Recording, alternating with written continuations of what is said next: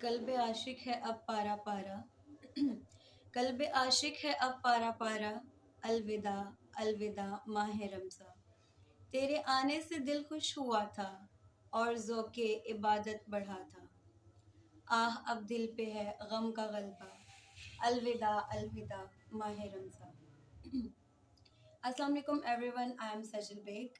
I hope you all are doing great. اور جو کل کی رات تھی وہ بہت رحمتوں برکتوں اور نعمتوں والی تھی. جو کل کی رات تھی وہ خود میں بہت سے راز پوشیدہ کر کے آج طلوع فجر تک تھی، جو کہ اب میں امید کرتی ہوں کہ جتنی بھی عبادات کی ہوں گی، مغفرت کے لیے دعا کی ہوگی، وہ پاک پروردگار عالم ضرور قبول کرے گا انشاءاللہ. آج رمضان المبارک کا آخری جمعۃ المبارک ہے، جسے ہم الوداع جمعہ کہتے ہیں.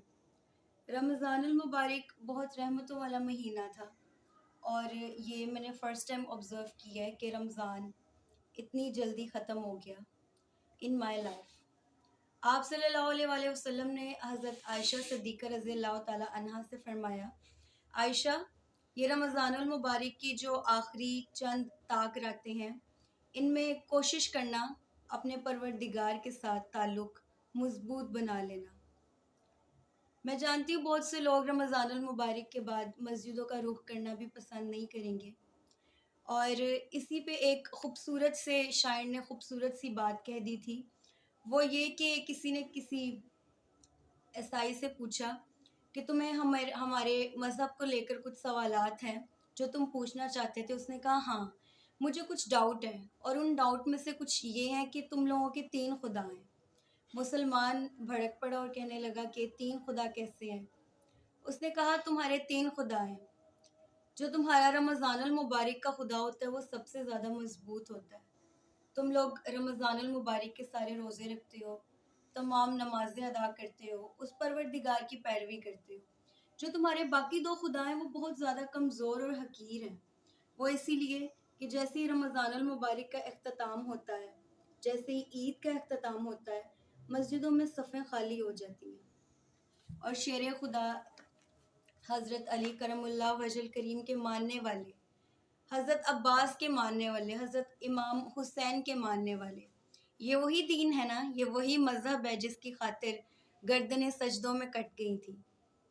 ان کے ماننے والے ہو کر بھی تم لوگ اس خدا کو صرف فالو کرتے ہو. اور مسلمان اس قدر دنگ ہوا کہ غش کھا کر گر پڑا کہ ہم ایسا بھی کچھ کرتے ہیں. اس کرسچن کی آبزرویشن بالکل ٹھیک تھی، کیونکہ وہ ہمارے مذہب کے بارے میں کچھ نہیں جانتا تھا، لیکن اس نے جو آبزرو کیا وہ بالکل ٹھیک تھا. خود سوچیے گا، کیا واقعی ایسا ہے؟ کیا ہمارے واقعی 3 خدا ہیں جن میں سے ہم صرف عید اور رمضان المبارک کے خدا کو فالو کرتے ہیں، یا کبھی کبھی جمعۃ المبارک کی نماز صرف پڑھتے ہیں، اور وہ بھی صرف جمعے کی نماز؟ میرا اپنی یوتھ سے ایک چھوٹا سا سوال ہے، اور آئی ہوپ کہ اس سوال کا جواب بے شک مجھے نہ دیا جائے لیکن ہر کسی کے پاس موجود ہوگا، کہ رمضان کے بعد کتنی عبادات ہوں گی اور کتنی نمازیں ہوں گی. مجھے پتہ ہے کہ سٹوری ٹیلنگ سب کو بہت اچھی لگی، اور مجھے ٹک ٹاک یوٹیوب پہ سپورٹ جتنی ملی اس سے یہ آئیڈیا ہوتا ہے کہ میری یوتھ میرے میسیجز کو فالو کرتی ہے اور آگے سے کنوے کرتی ہے. میری آپ سب سے ایک چھوٹی سی ریکویسٹ ہے، رمضان المبارک کے بعد بھی قرآن کھولیے گا. حضرت علی وجہ اللہ کریم فرماتے تھے، حیدر کرار فرماتے تھے، شیر خدا کی شیروں جیسی باتیں. بابل علم کے دروازے فرماتے تھے، میرے پاس جتنا بھی علم موجود ہے دنیا والوں، تم شاید سمجھتے ہوگے کہ علی پر اللہ کی کچھ خاص کرم نوازیاں ہیں، لیکن ایسا نہیں ہے. میرے پاس جتنا بھی علم ہے وہ سارا علم قرآن سے لیا گیا ہے. تو جب وہ اپنے ہر مسائل کا حل قرآن سے نکال سکتے ہیں تو ہم بھی نکال سکتے ہیں.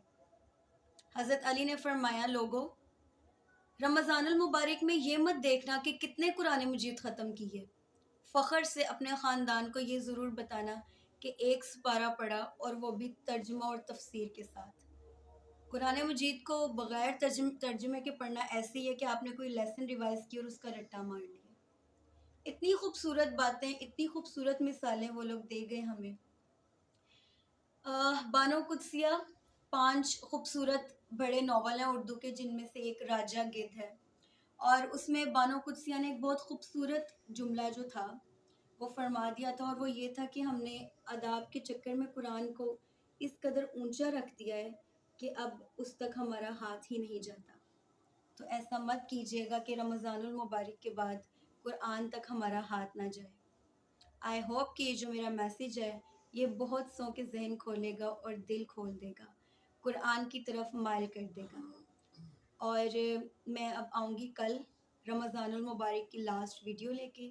تب تک کے لیے تھینکس اینڈ اللہ حافظ.